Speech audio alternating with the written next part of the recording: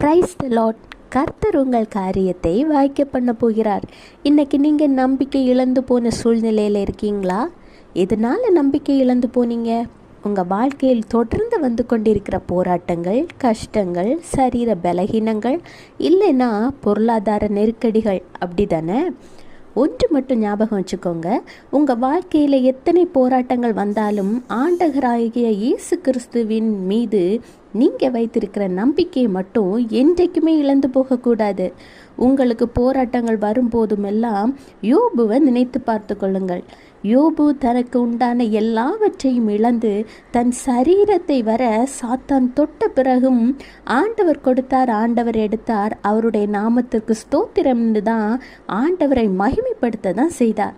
அதன் பலனாக ஆண்டவர் யோபு இழந்த அத்தனையையும் இரட்டத்தனையாக கொடுத்து ஆசீர்வதித்தார். கர்த்தர் சொல்கிறார்,